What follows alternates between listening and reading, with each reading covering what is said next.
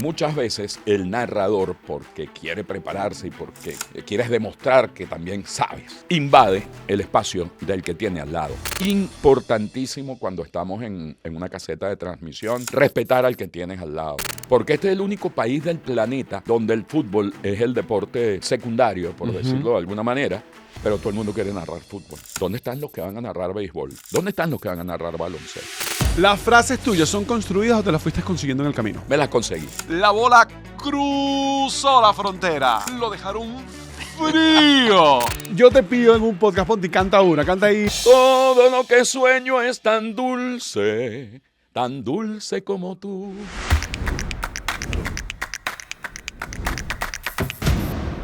Bienvenidos nuevamente a Cosas que Contarte, a un capítulo que va a tener música, va a tener salsa, va a tener frases, va a tener béisbol, va a tener baloncesto, porque tenemos un invitado de la casa y muy especial. En un episodio que llega a ustedes y es presentado gracias a Sella tu Parlay. Gana dinero a montón en sellatuparlay.com. Jugadas en línea 24/7 los 365 días del año. Bomba, carambomba, arma la bazooka, cruza la frontera, lo dejaron frío. ¿Y a dónde vas, Willy? Un repertorio completo para Alfonso Álvarez Díaz. Ponti, bienvenido a Cosas que Contarte. No vale, por favor, Luis. Qué maravilla poder compartir aquí contigo. Y bueno, ¿qué nos apasiona más que el deporte, ¿no? Y específicamente, ¿no? Béisbol y baloncesto, que es donde más me he desenvuelto yo en mi vida. Pero sabes que este es un espacio que ha resultado ser bastante, no informal, pero relajado. Pero veniste ataviado espectacularmente a la alfombra blanca de Cosas que Contarte. Pero estás viendo, o sea, no sabía, me combiné con el estudio, qué bien. Ponti, ¿cómo, por qué la familia Álvarez Díaz tiene tanta gente aficionada al deporte y tanta gente en televisión? ¿Cómo se creció en esa familia? Lo que pasa es, bueno, mi papá siempre fue y es aún un enfermo del deporte. Y desde pequeño nos llevaba para el estadio, nos llevaba para todos lados, nos pusieron, jugamos béisbol, bowling, cuánta deporte existía porque mi papá lo practicó también. Entonces crecimos en el medio del mundo deportivo, a pesar que mi papá trabajaba en televisión, pero trabajaba en show, musical. Pero esa pasión por el deporte que nos inculcó de pequeño, pues nos fue como guiando. Recuerdo nosotros muchachos, jugábamos, nos encerramos en el cuarto los tres y jugábamos béisbol con una media. Hacíamos la media y jugábamos ahí con paleticas, recortábamos los caballitos de las revistas hípicas y empujando así los papelitos, jugamos, llevamos como una especie de control, como si fuera un hipódromo, de verdad. Y así, pues, mil cosas. Me acuerdo de muchachos también, esas grandes peleas, Hagler, Tommy Hearn, Manuel Piedra contra Leonard, todas esas peleas, Mohamed Ali, y nos reuníamos en familia, primos, tíos y tal, a disfrutar también del deporte. Entonces, en ese ambiente que crecimos deportivo, ninguno al principio pensó en dedicarse a esto. De hecho, Luis Alfredo, que fue, digamos, el primero que incursiona en este mundo del deporte, Luis Alfredo fue a Louisville a estudiar publicidad. Okay. Fernando trabaja en el mundo de los seguros. Yo estudié en la Católica, comunicación social, pero siempre en mente la publicidad. Mi papá tenía una agencia de publicidad. Y bueno, mi sueño era, nada, después, ¿quién va a heredar esta agencia? La heredo yo. Y empecé en el mundo de la publicidad. Y Luis Alfredo, que sí se fue dedicando y metiendo y fue ¿Era gerente. el Mafia Brujo? Sí. Y Luis Alfredo fue de todos nosotros el mejor deportista. Luis Alfredo sí llegó a jugar juvenil serio. Tenían rivalidad con el equipo de Andrés Galarraga y estaba Luis Alfredo en el otro. Era Chapellín. Sí, ¿no? Y eran los aguiluchos de la fuerza de ahí, de la Carlota jugaban. Okay. Y Luis sí creció, digamos, deportivamente. Y después fue gerente de Televen, fue gerente en Omnivisión Multicanal hace por 200 años. Y se metió de lleno en este mundo del deporte. Y un día, así, por cosas, Me dice, ¿tú no te atreves a transmitir un juego de pelota? Le digo, vivíamos imitando a Delio, al otro, este muchacho. Y yo le dije, pero ¿cómo que a transmitir? ¿Con quién? Con Domingo Álvarez. Ok. Con Dominguito. Fue mi profesor. Pero le dije, pero no voy a salir en cámara. No, terror. Y yo le sigo temiendo a la cámara. Yo creo que el día que uno no se ponga nervioso Ay, frente Ponti, a la pero cámara, tampoco- olvídate. Pero no nos mientas así. Si, No, si eres pero- capaz de decir coman sardiñas en un doblero y sardinas, No, ¿cómo pero- vas a decir que le tienes miedo a la Pero cámara? sí me da temor, sí me da temor. De arrancar siempre me da temor, ¿no? Eso- Ese hormigueo, esa cuando lo fer- pierdas, olvídate. esa efervescencia. Retírate. Y lo acepté. En Omnivisión tenían la transmisión de una Eurocopa de Naciones y todo el talento estaba volcado, pero era de esa dualidad. Yo la tengo con el baloncesto, Ujú. pero hay gente que lo tiene con el fútbol. Fútbol. Y no había quien transmitiera y yo le dije, yo voy. Me atreví, me metieron en una cabinita pequeñita, hice mi juego. Oye, no estuvo mal. Y lo estuve haciendo casi un año, gratis. Ad honorem. Sí, porque me gustaba. Decía, ve el juego en mi casa, lo narro aquí, lo disfruto y gozo un pullero. Y así, después sí me propusieron, después me propusieron hacer la sección de deportes también en Omnivisión. Y ahí fue donde empecé y lo hacía como especie de hobby. Pues en paralelo seguía trabajando en publicidad. Y eso fue, Luis, más o menos hasta el año 98, 99, que me proponen en Televen ser gerente de producción. Ok. Abandoné, cerré la agencia de publicidad, me quedé allí como talento y gerente. Pasó un año y me dijeron, escoge. O te quedas en la parte ejecutiva o sigues en pantalla. aquí Y está. la decisión fue muy fácil. Yo le dije, en 3 años que tengo en Televen he visto 5 gerentes de producción. Me quedo como talento. Ah, muy bien, muy bien. ¿Desde cuándo y por qué Ponti? Desde que tengo uso de razón y aprendí a hablar. Porque balbuceaba Ponti. No, en vez de decir Alfonsito, decía Pontito. Ok. Era el tercer Alfonso. Entonces mi papá me decía Alfonsito. Y yo no, de chamo era Pontito, Pontito y después me quedé Ponti. Y en la familia, a mí, mi abuelo era el único que me decía Alfonso o Alfonsito. Es que es eso de Ponti. Y me quedé Ponti para toda la vida. Y nunca lo quise. O sea, nunca quise que me identificaran como Ponti en televisión. Es que ahí viene la pregunta que tenía preparada. ¿Alfonso Álvarez Díaz y Ponti son distintos? ¿Es un personaje o van juntos, van de No. la mano? Es el mismo, es Ok. el mismo. Pero el Ponti yo lo sentía como que era algo muy, o sea, mi familia, pues. Ok. Pero ¿qué pasa? Que te toca trabajar con personajes como John Carrillo o con tantos que está por ahí que el Alfonso Álvarez Díaz a veces, y con ustedes, y era más fácil acordarte de Ponti. Y en Televen es cuando me empiezan a mí a decir Ponti en pantalla y después ya no pude hacer nada.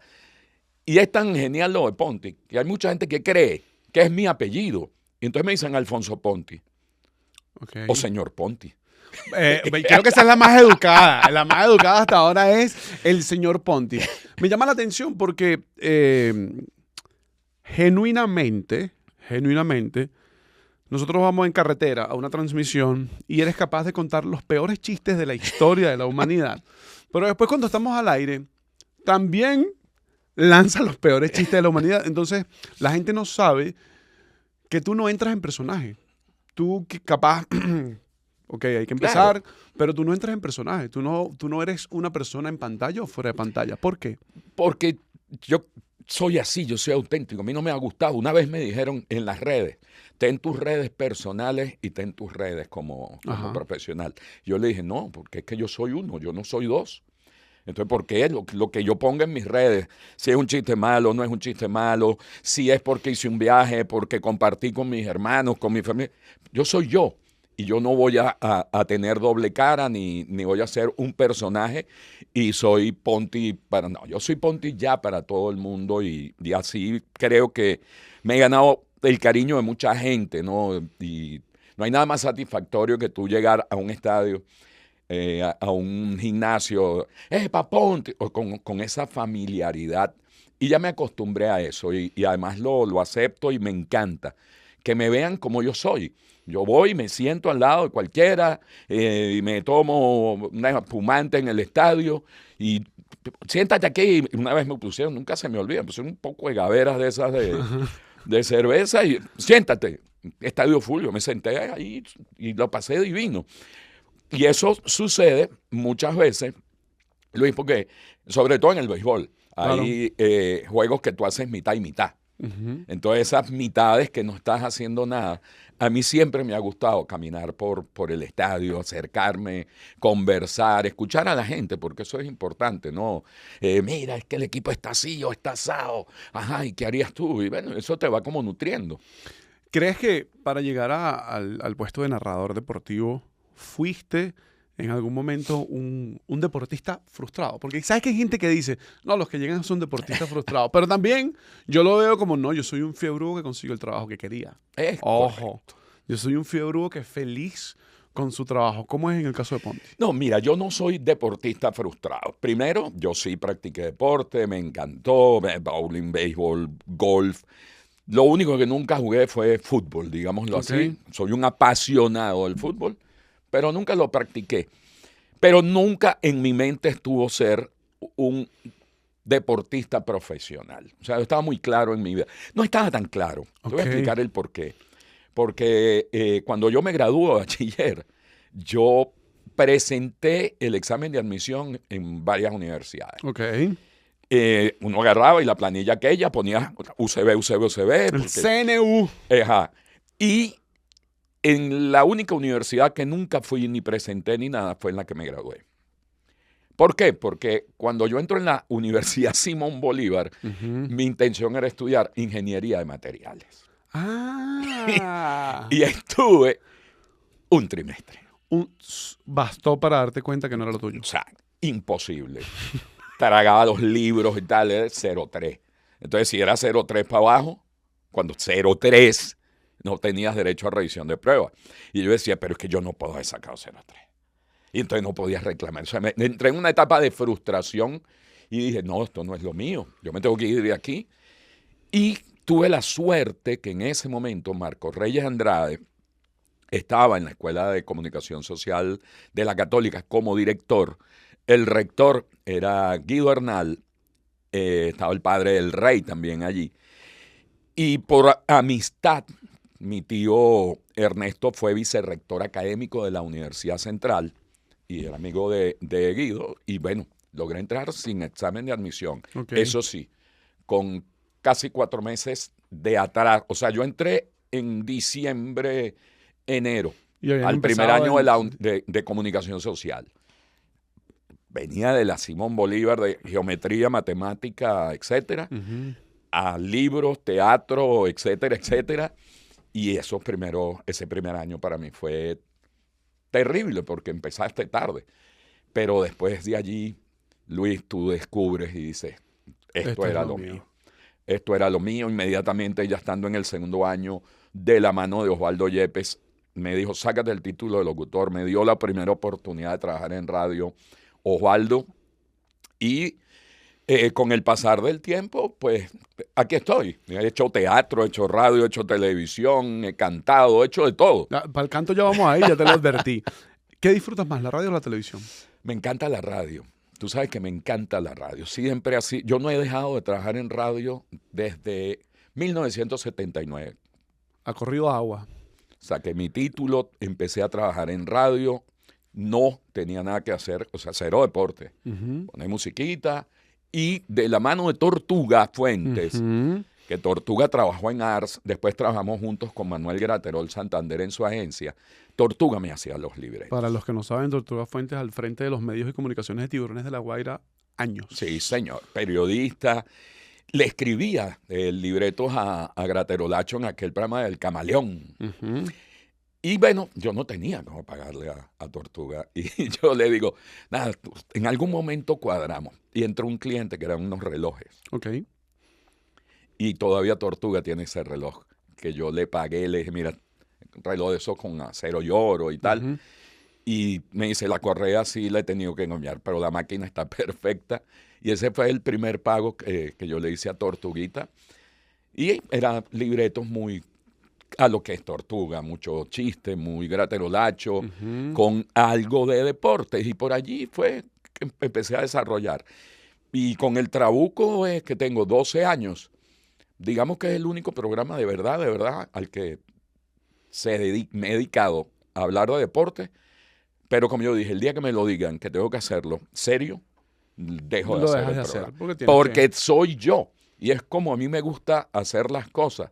A mí hay que hablar en algún momento serio de deportes, hablamos, pero mi forma de ser es la misma que yo reflejo allí. Y yo tengo un chiste para todo en cualquier momento y las 2 horas que pasamos allí, más pasamos riéndonos que hablando de deporte en firme, ¿no? Ponti, me hablaste de esa infancia de mucho jugar, mucho imitar, y entiendo por pasillos.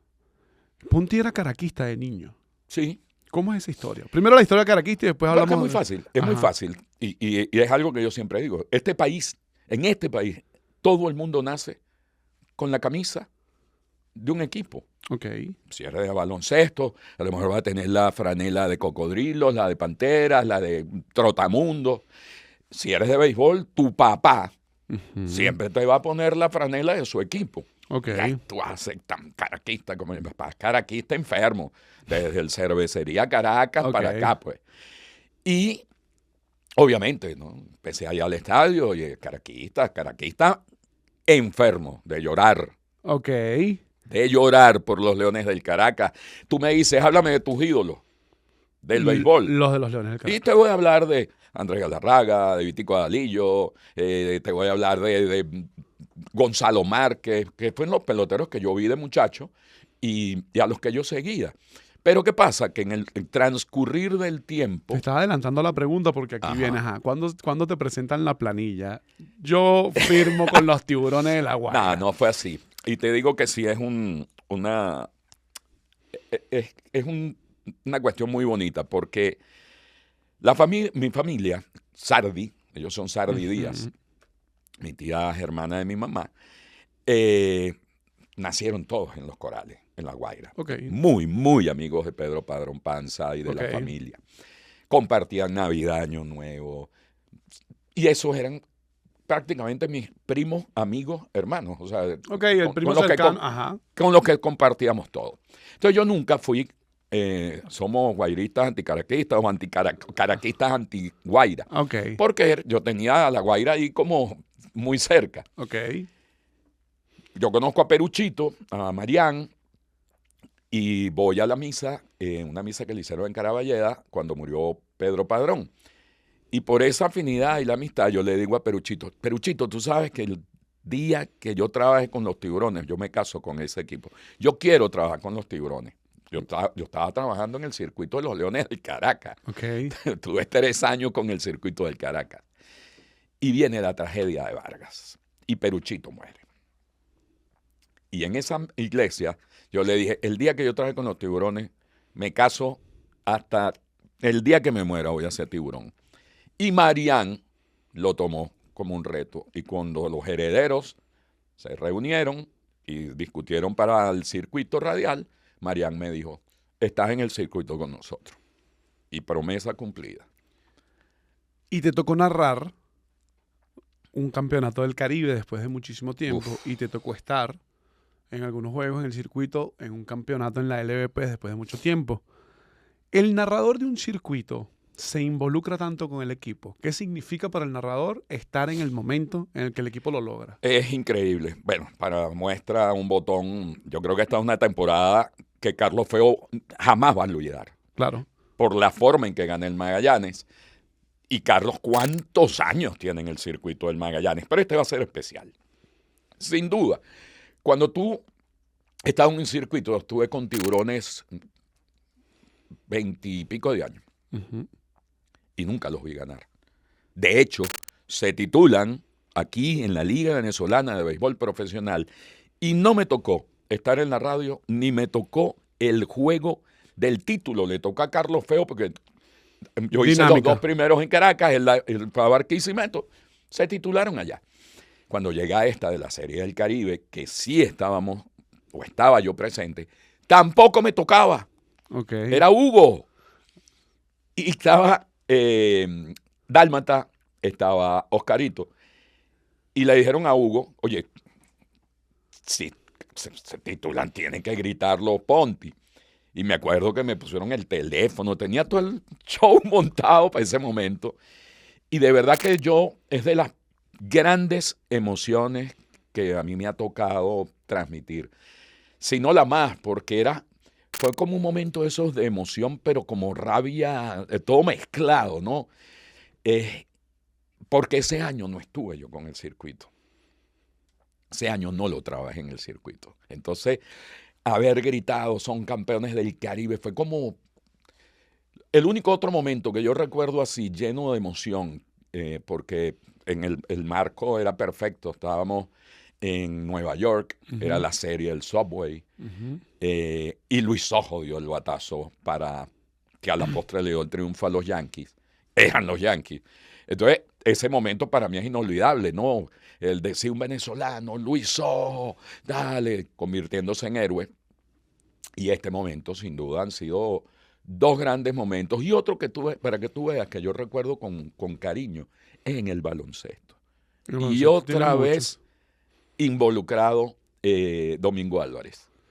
Estábamos transmitiendo para Omnivisión y fue el título de Pantera 95.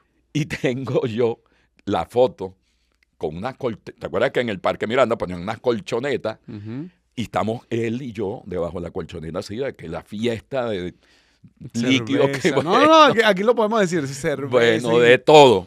Y nosotros así escondidos con los micrófonos debajo de la colchoneta. Es otro momento interesante y bonito, ¿no? Por el recuerdo, porque era, wow, Panteras en ese momento, aquella gran rivalidad que existía, por ejemplo, Cocodrilos y Panteras. Ahora hay 5 equipos en la capital. Exacto. Entonces, Gaiteros estaba ya solo, Trotamundos estaba... Y aquí era el único sitio donde teníamos 2 equipos. Y esas rivalidades a mí me parecen que son súper agradables y súper útiles, ¿no? Por eso en este momento cuando tú dices, bueno, Caracas da para 5 equipos y buscar... Sí, uno en La Guaira y uno ahí. Claro, y buscar cómo vuelves a recuperar tú una rivalidad de ese tipo, ¿no? Sí, yo creo que eso da mucho en el baloncesto. Entiendo el tema de ampliación e inclusión, pero también hay ciertos espacios que deberían como respetarse, claro, en términos de afición. Y ya que tocaste el tema del baloncesto, yo quería esperarlo. ¿Qué es más fácil? Al revés, ¿qué es más difícil? ¿El béisbol o el baloncesto para transmitirlo en la televisión? El baloncesto. El baloncesto lo reúne todo. Para mí, el deporte que yo prefiero transmitir jamás superará al baloncesto. Jamás. ¿Por qué? Porque el baloncesto estás al nivel de la cancha. Estás allí. El sonido, los zapatos, el rebote, o sea, tantas cosas, estás dentro del juego. En una caseta de transmisión te pierdes mucho. Por eso cuando vamos allá al Monumental a transmitir, ábranme el vidrio. Claro, porque es la forma más cercana de sentirte que estás. Cambiando el baloncesto, estás al lado de la banca, al lado de la mesa técnica. No, es insuperable. Y te cae el jugador encima de la mesa, que nos ha pasado 200 veces. Y lo vertiginoso del juego. O sea, es apasionante narrar el baloncesto. Es insuperable.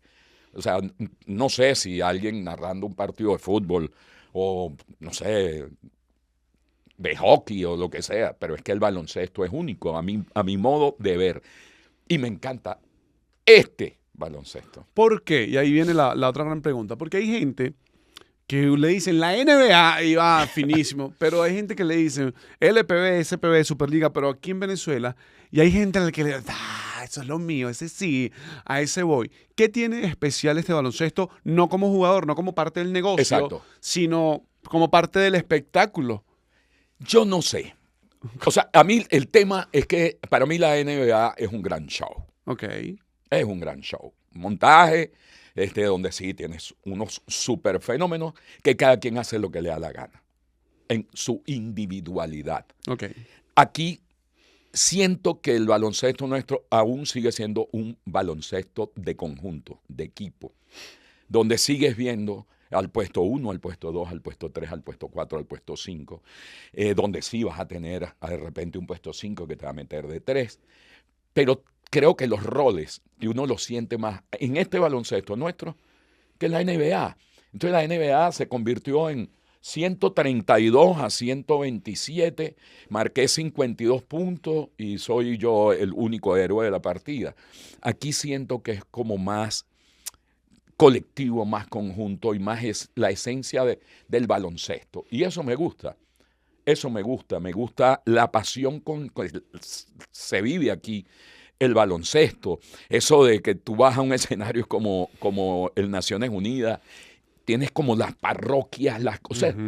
Es genial, es genial. Tú vas para Maracaibo, están los gordos atrás de la hora. Vas a Puerto La Cruz, y están los locos. Y vas a Margarita, que quizás sea uno de los públicos más apasionados por el baloncesto. Porque Guayquerí es la Virgen del Valle y Guayquerí. Eso es correcto. La Virgen del Valle y Guayquerí. Entonces, ir allá a la Asunción y estar en un llenazo que no importa cuánto sudemos, pero realmente es apasionante. En la Liga Venezolana de Béisbol Profesional, ¿cuál es el estadio preferido para trabajar de Ponti? ¿Y por qué? ¿Y por qué? Me encanta, por ejemplo, el estadio de Nueva Esparta, me encanta. Las áreas de prensa son súper cómodas, el aire acondicionado funciona, los baños están bien, atención, café, te llevan refresco, o sea, de verdad que es muy especial. Obviamente el Monumental es el cómodo, Monumental porque es el papá de los estadios, es impresionante. Yo siempre lo digo, no había otro nombre para ponerle a ese estadio sino Monumental porque es así. En Valencia se trabajaba también más cómodo, hay que hacer mejoras.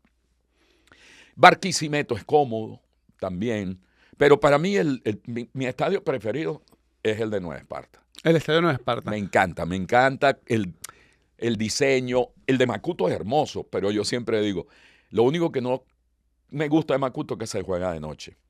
Es obvio, claro, pues, pero con el mar allí. De día sería más atractivo. Es un espectáculo. Liga de baloncesto, el nombre que sea, SPB, LPB, Superliga, Ajá. Gimnasio preferido. Me encanta el Fórum. Es cómodo. El Fórum. Súper cómodo. Y para transmitir. Tienes 2 metros así por encimita. Claro. Hay sitios donde prácticamente uno hace un esfuerzo sobrehumano por la ubicación que nos dan. Que tampoco entiendo muchas veces eso. O sea, los medios que transmiten un evento deberían tener una ubicación privilegiada, no que, mira, ponlos por allá donde, no, eso no puede existir. Fórum espectacular para transmitir. Me gustaba mucho el domo en Barquisimeto. Y tenía la dualidad, podías estar al nivel de la mesa, podías estar arriba en el correcto. palco de prensa, igual tenías una vista bastante privilegiada. Ponti, en tu primera respuesta no me hablaste del Ponti que hizo teatro, el Ponti que canta. Y el Ponti que canta, yo lo he escuchado, pero en carretera. ¿Cómo Carrizo empiezas a cantar y te haces cantante y hablas de, no, yo estaba una vez en unas gaitas? Sí. ¿Cómo? ¿Por qué? Mira, la familia de mi mamá, todos son músicos. Bueno, ¿y cuántos son? La familia del papá, no, todos les gusta el deporte. La familia de la mamá, Bueno, todos son músicos. Del lado de mi mamá, guitarra, cuatro, piano, y ninguno estudió música. Son empíricos. Pues. Aprendieron porque les gustó.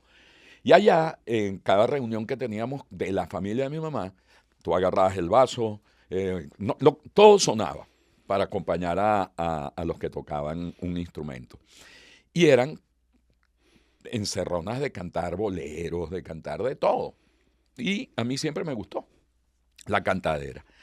Resulta que en 5º año de bachillerato inventamos un concurso. Te estoy hablando que yo me gradué de bachiller en el año 76. Okay. Y yo en esa época hicimos un concurso de gaitas en el colegio, después ganamos un concurso de gaitas en La Salle. O sea que eso de los festivales de gaita que se puso de moda, eso es más viejo. Ok, y le ganaste en La Salle, le ganaste a Carlos Feo. Bueno, y ahí canté.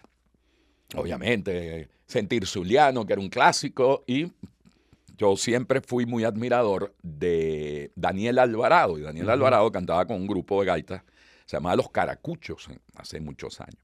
Y me enamoré de una gaita que se llama El Pescador, la canté, bueno, con eso ganamos.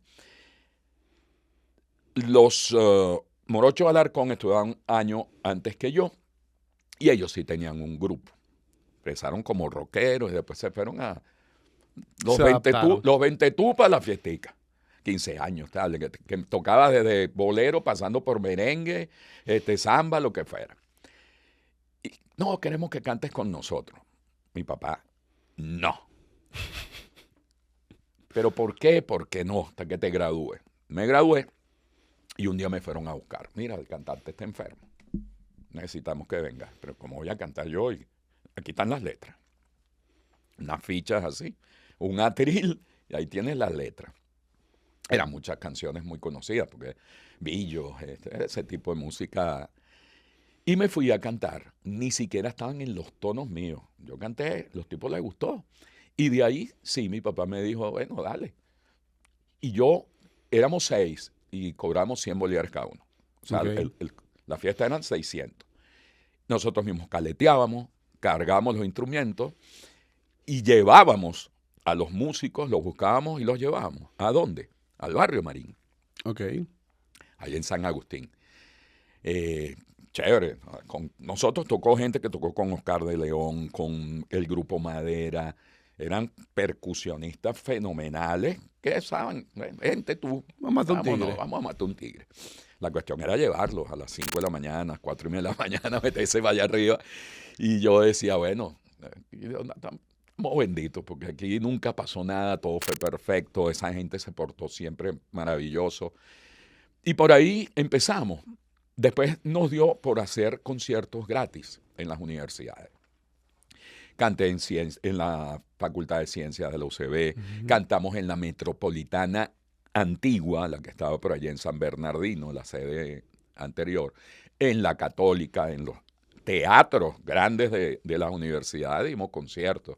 Ahí sí nos llevamos vientos, llevamos una banda completa y tocábamos mucho más música Fania Okay. que otra cosa. Favorita de la Fania. Oye, tema favorito de Fania, para mí, quizá El Ratón es un clásico, Mi Gente, pero yo fui muy Fania. Yo llegué a ver a las estrellas de Fania en el Coliseo Roberto Clemente. En Puerto Rico. Muy bien. No, o sea, a mí se me paran los pelos de acordarme porque eran todos mis ídolos y siguen siendo. O sea, Rubén Blades para mí, yo tengo unas maracas que me firmó Rubén Blades en una subasta que hizo Osvaldo Guillén aquí para su fundación. Y toda la subasta yo estaba allí para animarlos, para ayudarlos. Y un día le dije, ¿tú me quieres pagar algo, Osvaldo? Sí, ok, dile a Rubén que me firme mis maracas. Y esas las tengo allí. Esos ídolos, me hablaste de los ídolos de la infancia del Ajá. deporte y me estás hablando de los ídolos musicales.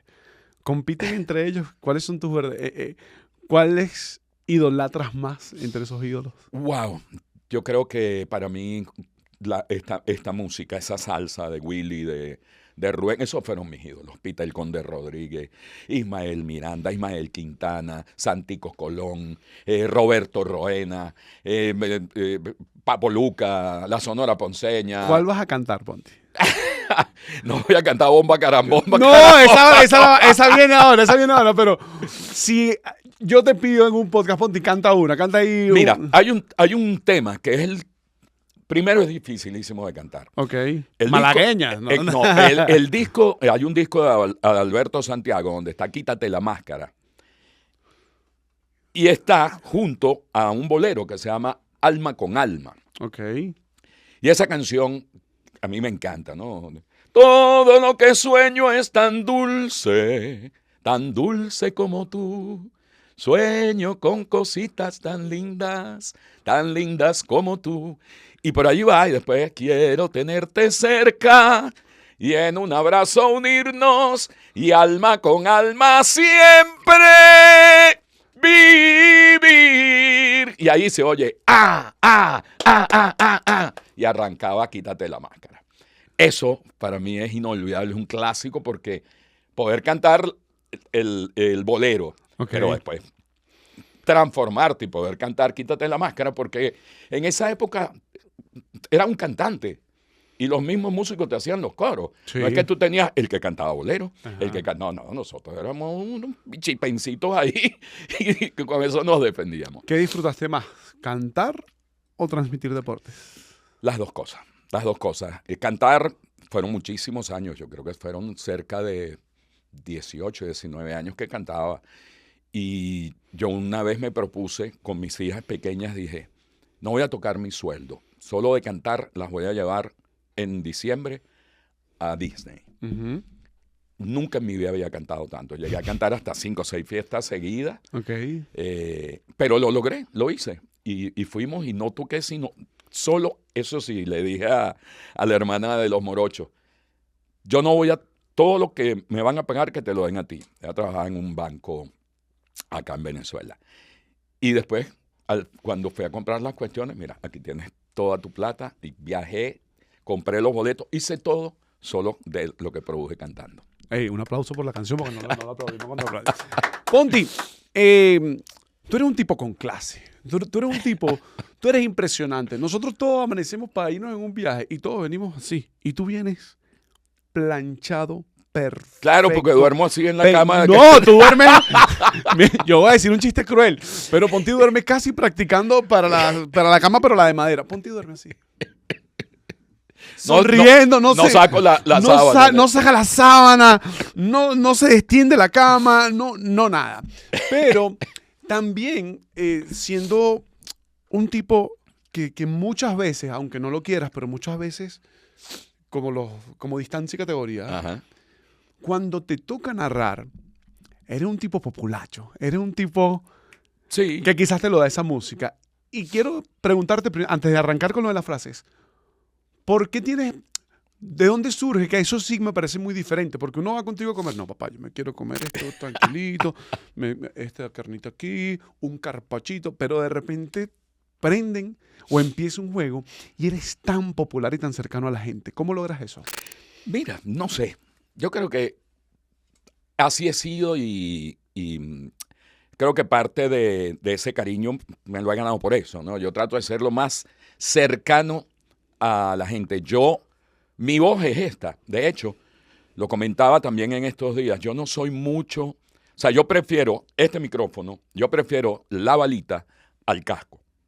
Ok, ¿Por para qué? escuchar. Siempre vas a tratar de engolar un poco porque te estás escuchando. Esta es mi voz. Y es la mía, en la radio es la mía, cuando hablo es la mía, en mi casa, esta es mi voz. Entonces, a mí no me gusta mucho porque sí tiendes a corregirte. Hola, pana, ¿cómo estás? Sí, hola, ¿qué tal? Sí, aquí estamos listos para... No. Entonces a mí me gusta ser como soy y quizá el haber escuchado tantos y tantos, unos muy serios, otros muy conocedores, y otros más dicharacheros, Musiu, por ejemplo. Y yo no era de los que escuchaba Musiu todo el tiempo en ese circuito, porque era extremadamente popular. Dicharachero, exactamente.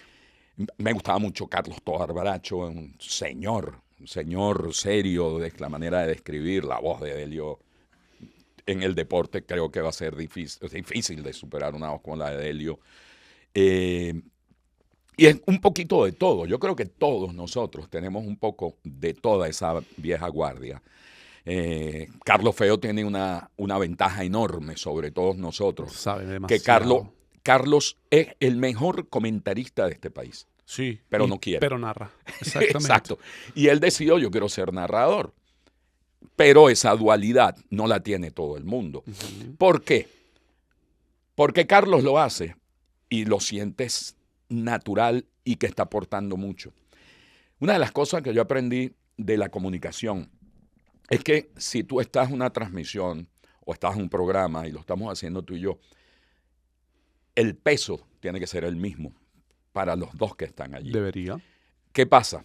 Muchas veces el narrador, porque quiere prepararse y porque es lógico, quieres demostrar que también sabes, invade el espacio del que tiene al lado. Y muchas veces le quitas argumentos, porque ha pasado, que te dice, oye, pana, pero o sea, tenía preparado esto y lo vas a lanzar tú, bueno, quédate tú solo. Pues. Entonces, eso hay que evitarlo. Y para mí, yo transmito emociones. Ok. Tú analizas porque yo pegué esos gritos o porque me emocioné o porque... Y ese es tu trabajo. Yo no puedo invadir el tuyo porque tú nunca invades el mío. Trato de no serlo. ¿Ves? Entonces yo creo que eso es importantísimo cuando estamos en una caseta de transmisión. Respetar al que tienes al lado. Llámese como se llame.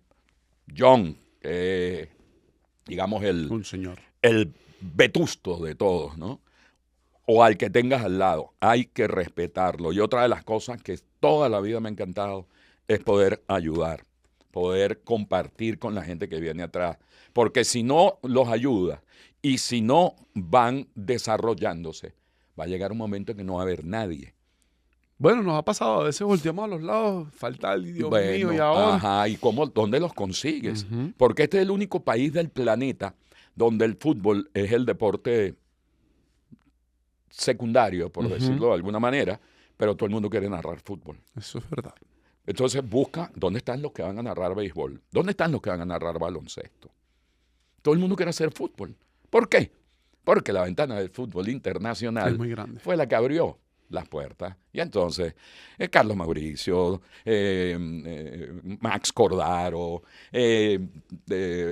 Jean-Paul Daolio, Giancarlo Federico Figliuolo, Rojas, fueron por el lado del fútbol. Y esa ventana que abrió en algún momento ESPN o abrió DirecTV en su momento, pues todo el mundo dijo, no, el fútbol es el negocio aquí, como para cruzar la frontera. Ajá. ¿Las frases tuyas son construidas o te las fuiste consiguiendo en el camino? Me las conseguí. ¿De dónde la bola cruzó la frontera? Quizás esa sea la que más le preocupa a cualquier narrador. A todos los narradores de béisbol. ¿Cómo voy a narrar el jonrón, hermano? Narre el jonrón como le dé la gana. Diga jonrón, cuadrangular. Porque una frase de esa se te puede ocurrir en plena transmisión. Y así pasó. Yo no me puse, déjame ver, se cruzó aquí, ¿no? ¿Y cómo lo narrabas antes? Jonrón. Ok. Jonrón, cuadrangular. O sea, ya, se va, que el se va, es una mala costumbre que tomamos todos. Porque así narraba el jonrón de Helio Amado. Se va, jonrón. Y después tú ves a cualquiera que dice, se va. Su frase, se va. A mí, ¿sabes quién me dijo? Quítate ese se va. Porque cuando yo vas por el tercer se va, ya la pelota ya se fue, me dijo. Enrique Lazo. Ok. El sensei, que fue profesor además mío de cine en la Católica y persona que adoro. Y un día me llamó, me encanta como tú trabajas, pero quítate el se va. Cruzó la frontera directo y tampoco tienes que alargarla muchísimo. Y ya está. Y entonces, oye, gente que... ¿Y cuándo se te ocurrió el cruzo de la frontera? Así, de repente, algún día, estaba yo transmitiendo la bola cruzó la frontera. Y después me le quedé con cruzó la frontera. Y así. ¿A dónde vas, Willy? También. Ajá, pero ya va. Yo anoté algunas. Exactamente. Cruzó la frontera. En el béisbol también tienes para el ponche sin tirarle. Ajá. Lo dejaron frío. Eso es bien necroso, pero ajá. Sí, pero igual. O sea, lo poncharon, cantado, lo que sea. Lo dejaron frío, lo dije un día. Y la gente le gustó. Un día me consiguió la gente. Ay, mira, lo dejaron frío. Y como que la cosa funciona, lo voy a mantener. Y lo fui dejando y la gente le gustó y se convirtió en una frase también dentro del béisbol que es muy común. El venga vieja. Ajá. Venga vieja es... Eso es popular, eso es de la calle. Y eso es lo más hípico del mundo. Ok. Toda la vida me gustó el hipismo. Y Todavía los domingos pide el librito. Y todavía lo compro y hago mi cuadrito. El venga vieja. Ajá. El hijo de Alberto Díaz, que es mi sobrino, pues, Eduardito, siempre me decía, salúdame en televisión. Te estás saludando cada rato, Eduardo. Y él cada vez que estaba con Alberto, dale, por los caballos, venga vieja. Le dije, bueno, cuando yo diga venga vieja, yo hago un ron. Y después digo venga vieja que te estoy saludando.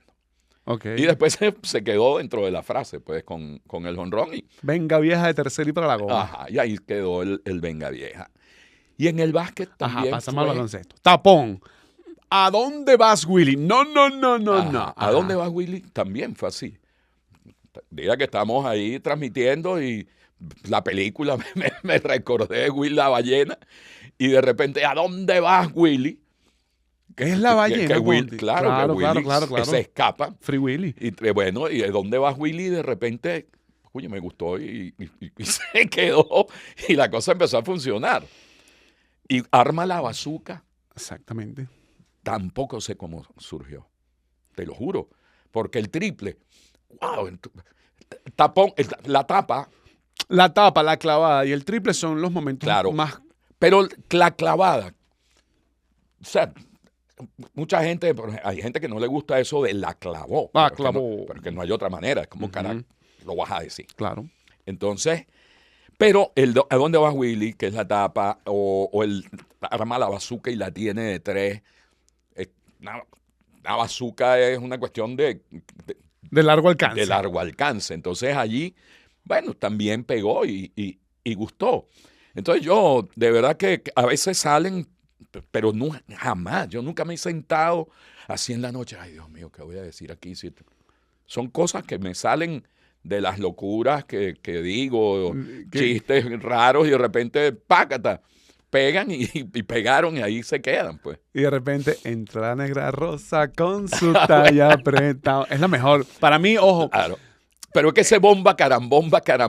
Eso para mí es Ángel Canales. Yo sé que primero la cantó Ismael Rivera, Sí. pero ese disco de Ángel Canales, que además tiene... Bueno, la Sonora Ponceña Perico tiene Macoña. y tiene la versión también. Claro, es de lo mejor que has construido, te diré, porque prácticamente mezcla tus dos mundos, es Así música y deporte. Y antes lo decía como bomba, carambomba, así muy, muy narrado.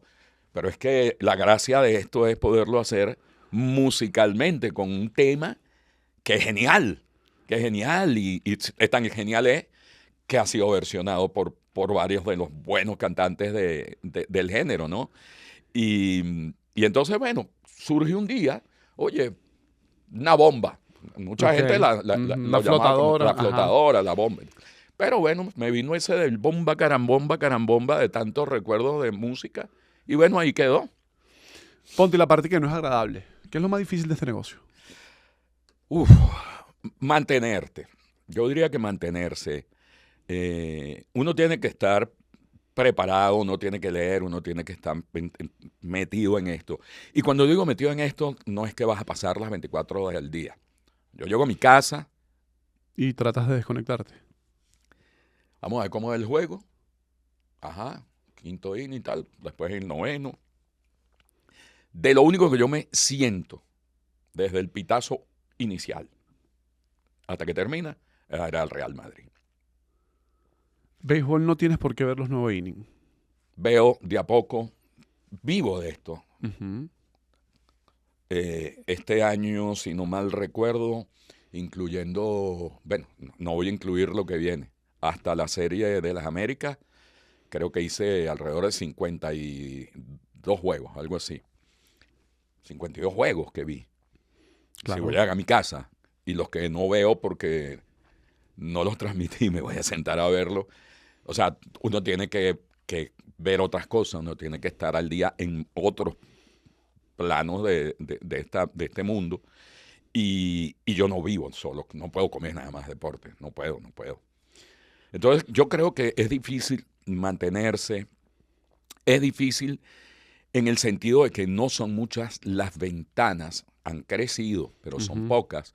Entonces, cuando la tienes que tratar de mantenerte vigente. Una de las cosas que yo defiendo tremendamente es, tú lo decías, está planchadito, acomodadito. Eso lo aprendí de mi papá. Mi papá impecable, mi papá fue imagen, modelo de traje Montecristo, afiches. Cada vez que lanzaban un traje, era el afiche. Mi papá Mi papá impecable y eso lo aprendimos nosotros. Tú ves que Fernando no sale en pantalla sin corbata. El de al lado ustedes se puede combinan estar, hasta los lentes. bueno, puede estar su compañero al lado sin corbata, en palto, pero él dice, yo no dejo de usar mi corbata. No tienes que usar la corbata para verte bien. Entonces yo creo que eso también es importante. Mi papá siempre decía, la televisión es carita. Carita, tienes que estar impecable para que además la gente que te esté viendo pues se sienta agradado. Pues, y bueno, prepararte, convivir, porque pasas mucho tiempo con tus compañeros que se convierten en amigos. Tú lo mencionabas, compartimos un autobús, la van. Se comparten habitaciones, se desayuna, se almuerza, se cena, se todo trabaja. el tiempo. Entonces tienes que aprender a convivir. La gente no a sabe entender. que uno ve más muchas veces. En temporada de básquet yo los veo más a ustedes que a mi novia. Pero claro. Pero de escándalo. Pero claro, y es así. Entonces, la convivencia no es fácil. No. Pero, y hay que aprender a entender, pues no todos somos iguales, cada quien tiene su forma de ser. Unos son más agrios, otros son más simpáticos, otros les gusta el chiste, a otros no les gusta, a unos les gusta la salsa, a otros les gusta la música clásica. Y es compartir. Y disfrutar lo que haces. Porque si tú no disfrutas lo que estás haciendo, puedes ser el mejor del mundo. Pero si no lo estás disfrutando, tú mismo te estás haciendo un daño. Ponte el hate aquí. Todo en este país tiene la particularidad de que todo el mundo es comentarista, todo el mundo es narrador y Sí. lo digo para bien, todo el mundo sabe béisbol, mucha gente sabe de básquet, pero en este país todo el mundo sabe de Pero béisbol. claro, son los comentaristas, o sea, Los comentaristas de teclado son buenos y son rudos, pero Sí. muchas veces son ofensivos. muy ofensivos. Tú a veces te pones con la gente, bueno, la tuya. Sí, antes lo hacía más. Ok, Antes lo hacía más. pero ¿cómo vives y convives con el hate del televidente? Del que lo está viendo a uno y dice, este no sirve. Bueno, te destrozan. Ya ahora tomé la decisión de ignorar. Ni siquiera bloqueo. Porque esa es una de las teclas más maravillosas que existen. Claro. El block. Denuncia, block. No, este caso no es para ser denunciado, te lo escriben y tal, pero la gente que sí se pasa a esos niveles. Pero no caigo en eso, no caigo. Luis Alfredo, mi hermano, ha estado en estos días muy polémico y lo busca además, Claro. con las cuestiones del tenis y tal. Pero bueno, porque a él le gusta crear ese tipo de cosas. Yo, al primero que me saca a mi mamá, o lo que le dé la gana a ese nivel de insulto, ese sí está bloqueado. Puede decir, mira, tú eres malo, tú eres bueno, bueno, allá tú, o sea, coge. Cámbialo. Yo le he Baja el dicho, volumen. igual, yo le he dicho siempre, bueno, hay eventos aquí que ya casi que salen en cadena. Sí, Todos los no hay canales- espacio para todo transmitir, claro. Y ya está, bueno, ¿no te gusta mi transmisión? Bueno, mira, cámbiate para One Baseball, IBC, Televen, Venevisión. Pero Teleteto, todo el mundo transmite el mismo evento prácticamente. Entonces, cada quien escoge a quien le gusta, y ya está. Pero sí, hay gente que a veces se pasa. Yo, el que tiene argumentos como para discutir o para decir, mira, estás equivocado, no estás equivocado, ese equipo del Madrid no sirve, si tienes razón, no sirve, pero gana. ¿Qué quieres que te diga? Sí, pero es que no juegan a nada. Pero Ganan. no. Ganan. En 15, yo tengo el parche aquí que dice 15 Champions, entonces, ¿cómo hacemos? Saludos a Oscar Carrillo. La última que te voy a hacer de este estilo tiene que ver con preparación mental y emocional, porque no somos atletas, por supuesto que no, pero muchas veces tenemos bastante exposición Sí. para una antesala, para transmitir tu juego, para despedir, para entrevistar, para a veces te bajas en una estación de gasolina viajando para Punto Fijo y estás pasando por Cumareo y te vas a orinar y ¡epa, mi pana! Te puedes tomar una foto. Así es. Tienes que tener la amabilidad, pero también uno tiene malos días, uno tiene momentos en los que está molesto, uno tiene momentos en los que se siente mal. ¿Qué tan preparado para en este trabajo hay que estar mental y emocionalmente? No, tienes que estar preparado. Y hay algo que la gente no entiende. En ese caso, por ejemplo, que tú llegas, sí, vale, vamos a tomar la foto, o lo que sea, es que nuestro trabajo no arranca media hora No. en la antesala. Nuestro día arranca a las 4:30 de la mañana muchas veces, porque tienes que ir al aeropuerto a tomar el primer vuelo para llegar, soltar los peroles, almorzar, medio descansas unos 15 o 20 minutos, te tienes que arreglar, porque a las 3:30 estás saliendo o para el gimnasio o para el estadio. Y somos los primeros que llegamos y hay que cuadrar Ajá, y entrevistas. después que termina la transmisión, no es que tú agarras tus peroles y te vas, sino que muchas veces producción tiene que pasar un material o hay que esperar desconectar una cantidad de cosas. Ahorita en la Serie de las Américas, la operación que se montó Ujú. dentro de la caseta de transmisión terminó y hey, recoger cables, recoger toda aquella operación. Y eso nos ha pasado en Mexicali y eso nos ha pasado en Miami, que termina todo esto y terminas llegando acostándote a las 2, 3 de la mañana. Y en Maracaibo nos ha pasado 1000 veces en el béisbol. Y nos vamos Termina a las el juego. 4 de la Ajá. mañana, va pasando el taxi. Claro, termina el básquet, termina el béisbol. Mientras vas a cenar, llegas al hotel, 3:30 te tienes que levantar porque tienes que estar a las 4, 4:15 en el aeropuerto porque el vuelo es a las 6 de la mañana, que es el que sale a tiempo, que es el que tiene la seguridad, que es el que yo odio, pero no importa. Ponti, Carlos Feo vino a este espacio y fue el primero en hacerlo. Tú vas a ser el segundo porque tienen las mismas características. Y es que nosotros le pedimos a nuestros invitados que firmen las pelotas de los deportes. Ah, mira. Pero ustedes hacen béisbol y baloncesto. Entonces, te voy a pedir, por favor, ahí tienes el marcador. Con mucho cuidado puedes arrimar el micrófono. Que nos firmes el de baloncesto y la pelota de béisbol en cosas que contarte. Y yo te voy a hacer una pregunta y voy a dejar otra abierta. La pregunta es, la gente tiene derecho a conocer la anécdota de Clarines. ¿Cómo es posible que una camioneta de transmisión terminó enfrascada y acabando con una protesta y tú Dios. fuiste testigo No, no, de no, primera mano de ese no. evento? No, Chamín.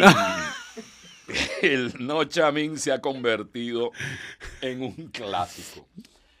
Pues sí pasó. Y veníamos... Toma el micrófono ahí, Ponti, para escucharlo de primera mano. Sí pasó. Ajá, Y ¿cómo fue? Era previo a mi cumpleaños. El Ah, día muy bien. antes de mi cumpleaños, o 2 días, algo así, ¿no? Y veníamos de Puerto La Cruz. Protesta, no hay agua. Ok. Y bueno, era una 6 personas. Ok, No pero era está la trancado. gran manifestación, pero trancaron la vía. Y me acuerdo que tenían sus cartelitos y el loro fue el primero que se bajó.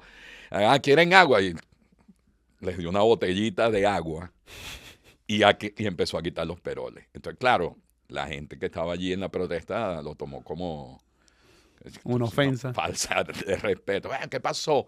Cuando el loro, señor, ve que la cosa se está poniendo así, bueno, se baja Vandres. Ajá. Al bajarse Vandres, el pánico ya era colectivo. Vandres con ese tamañote. Y Richard, que yo no, o sea, Richard Leiva, después de eso, casi que le digo, yo quiero ser tu representante. Vamos a lanzarte al mundo del boxeo. Y se armó esa tángana. Iba Tony Cruz también con Ok. nosotros. Tony se quedó en la puerta, no se bajó.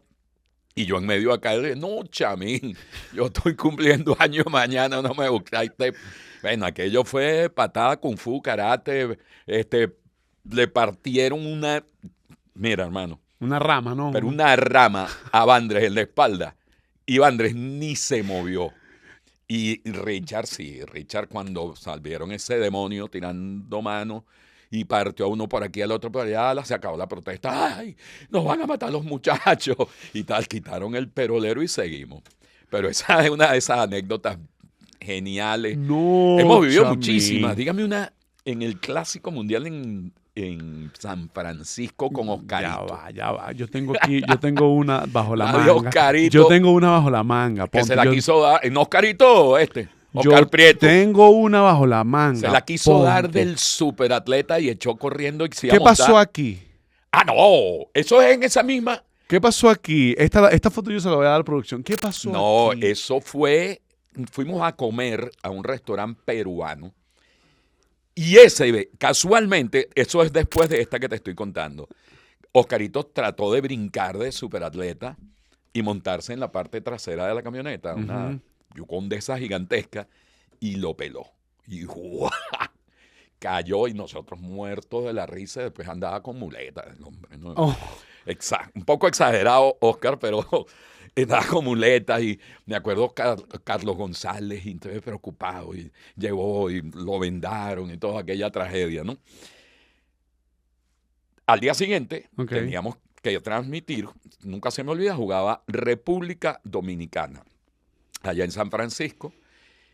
Fuimos a comer y cuando salimos, bueno, estamos cerca del estadio, vámonos caminando, John, Carlos Feo y yo, y pasa este tipo de la bicicleta, y bueno, ¿qué hace? No, hombre, vamos a montarnos aquí. Bueno, nada más de montar a Carlos Feo, su inmensidad, a John Carrillo, aquel tarajayo, yo no tenía dónde sentarme, entonces yo ahí y el tipo, un colombiano, pedaleando para el estadio, y aquel gentío en la calle lo que hacía era reírse y nos saludaba. Nosotros íbamos como reina de pueblo saludando a todo el mundo allá en San Francisco. Cuando llegamos a la entrada, yo, gracias a Dios, Carlos González se enteró después. Si no, dice que estamos Coño, locos. pana. Claro, sí. Tan loco. Bueno, y ese día, casualmente, porque Oscar no pudo estar allí, que hacía el trabajo de terreno, me tocó hacerlo a mí. Entonces, bueno, entrevisté como 4, 5 personas. No era lo habitual.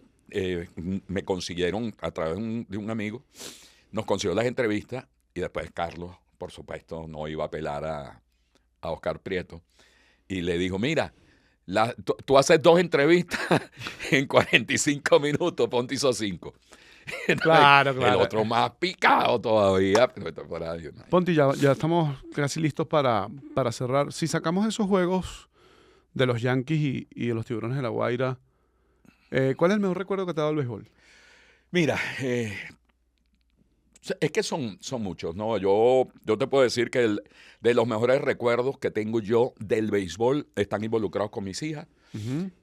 fanatiquísimas, obviamente, de los Leones del Caracas, de yo en esa época llegar en la noche después de transmitir y llegaba y les ponía así como el Niño Jesús, la bandana, Ujú. la garra, la mano Ok. de Lezama y todos esos regalos que ya se levantaban de mañana y era así como el Niño Jesús de los Leones del Caracas. Y ellas, bueno, nunca han entendido el por qué y cómo que yo soy de los Tiburones. Pero yo hay razón, como dice John, ser magallanero es una enfermedad curable, dice yo. Bueno, yo sí fui muy de los Leones y no, ni me arrepiento ni les tengo fobia como la mayoría de los fanáticos de La Guaira. Para mí es un súper equipo y yo esas cosas las admiro, ¿no? A mí quizás ese fanatismo con el que viví yo los Leones del Caracas no es tanto con Tiburones. Con Tiburones además hubo una relación de trabajo importante, como la ha tenido Carlos con el Magallanes, como la tiene Fernando Arreaza, con los Leones del Caracas. Y originariamente, ninguno de ellos dos tampoco eran ni del Caracas ni del Magallanes, como yo tampoco de La Guaira. Pero a veces el trabajo nos lleva a esto, y cuando uno está en el circuito, tú trabajas para los fanáticos de ese equipo. Lo que tienes que evitar, y a veces uno por tratar de evitar lo demás cae en lo contrario, es hacerlo en televisión. Que a veces estás transmitiendo un juego contra La Guaira y para que no se note, porque Le tiras la en contra. gente le tiras en contra y eso tampoco es lógico. Claro. ¿Y en el baloncesto? Del baloncesto, bueno, tengo muchos Tienes recuerdos. una final Guayquerías Cocodrilos durísima. No, tengo esa final es la más es inolvidable por todo lo que vivimos. Y estaba con Carlos Feo. Ujú. Trabajamos los dos en el circuito de Cocodrilos de Caracas. Una serie final que parecía liquidada y terminó llegando a 7 juegos y Guayquerías mató en la isla. Recuerdo a Iván Olivares tirado en los pasillos del Hotel La Perla, que ni siquiera, ya no existe como ese nombre, pero está allí. Y caravanas de aficionados fanáticos de los Guayqueríes de Margarita frente al hotel, cornetas, parados en los techos de los carros, metiéndose con los jugadores. No dormimos. Del escándalo amaneció y todos los jugadores en los pasillos y tal. Y recuerdo a Iván, su frustración, porque yo no me acuerdo si fue la luz, si fue lluvia, algo que se tuvo que detener un juego. Iba ganando y cuando retomaron, ganó el equipo Guayquerías. Ganó Guayquerías y obligó a volver a la isla para esos 2 juegos Quinto juego, me estaba parece. Piculín. Claro. Ese fue el año de Piculín. Claro, Ortiz. y la fui en foto y Sam Shepard y Piculín Ortiz, Y yo le Iván pregunté, Olivares. y entonces yo decía, pero bueno, ¿y cómo van a pagar ese realero? Yo, no, a Piculín Ortiz, para que venía nada más a la final. Y entonces Iván me decía, mira, está bien. Cuando yo me senté en la oficina con Cocodrilos, yo pedí y me dieron lo que yo pedí. Ahora, si Piculín vale lo que le pagaron, no, pero ¿y tú? Pues yo, en medio de mi furia, yo defendiendo al mío. Y no sé qué. Y esa es la final más inolvidable que has tenido. Seguro. Obviamente hay en el baloncesto uno ha vivido cosas, pero no me tocó a mí transmitir Claro. el suramericano, verlo en televisión y ver a Leonardo, Pepe, y aquella emoción es inolvidable. Ok, Eso es inolvidable. pero no te tocó. Pero no me tocó. Pero esa final, a nivel de... Estaba en el circuito de radio. Todas las finales son importantes. Para mí, todas las finales, todo lo que hemos vivido en las competencias, sobre todo allá en el Domo, que llegó a convertir un escenario importante FIBA. Vimos grandes triunfos.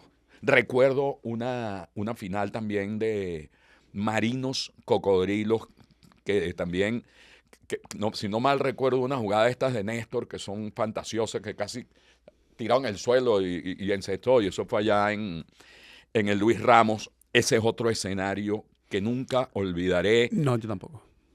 Hubo una vez una situación, estaba Meche con nosotros, Meche terminó Yo estaba en cortada. Ujú. Pero yo sí puedo decir con tranquilidad, nunca han ido contra mí. Nunca. Solo en Barquisimeto. Y yo estaba trabajando para el circuito de Cocodrilos de Caracas. Hice la mitad del juego, la otra estaba ahí y de repente me volaron un vaso lleno de hielo y whisky por la espalda. Me volteé, saludé a la madre de los tipos y bajaron y me querían linchar. Y entonces ahí estaba transmitiendo por DirecTV Toma Papá y estaba Panchi, que además son locales. Son de Barquisimeto. Allá. Claro. Y bueno, se dieron, papá, y después todo quedó en calma, porque la gente cree que es que uno está ahí y tú te tienes que calar, que te tiren un clip. Una vez me lo hicieron en el universitario, me lanzaron con una liga, Claro. y cuando, ¿y qué es esto? Y hago así, y entonces el chorrito de sangre así, un clip. En Parque Miranda una vez fue una moneda así, Un fuerte. de canto, y me lo pegaron en la espalda. Uno está trabajando, uno está ahí haciendo su trabajo, porque tú vas a agredir, porque trabajas en el circuito contrario de tu equipo. O sea, eso no te da derecho. Comprar una entrada no te da derecho ni a insultar a los protagonistas, que a la larga son los deportistas que están en una cancha, y mucho menos a quien va a transmitir esas emociones para que el que no puede estar allí lo disfrute en su casa. Última, persona con la que más has disfrutado una transmisión. ¡Wow! Posiblemente, cuando me ha tocado trabajar con Carlos, que no es muy común, Claro, porque por es genial trabajar con Carlos Feo, es genial. Con John hay una afinidad de años. años, ya trabajamos prácticamente de memoria. Mi sueño, hacerlo con mis hermanos. Nunca, jamás hemos estado los 3 juntos en una transmisión. Sí me tocó alguna vez hacerla posiblemente con Fernando en Omnivisión y en Televen. Con Luis Alfredo creo que nunca me ha tocado trabajar y estar los 3 en una cabina, hacer un juego los 3 al mismo tiempo, el mismo juego, genial. ¿Hemos estado los 3 al aire? Sí. Ellos 2 por allá y yo en una transmisión posiblemente en el mismo juego. Ellos transmitiéndolos por allá y yo por acá, pero nunca los 3 juntos. ¿Por qué nunca te fuiste, Ponte? Si ellos se fueron. Tuve la oportunidad, fui a ESPN, hice un casting, me tocó relatar el juego Kansas-Syracuse. Ok. Aquel famoso donde estuvo Carmelo Anthony. NCAA baloncesto. Ajá, que no la conocía.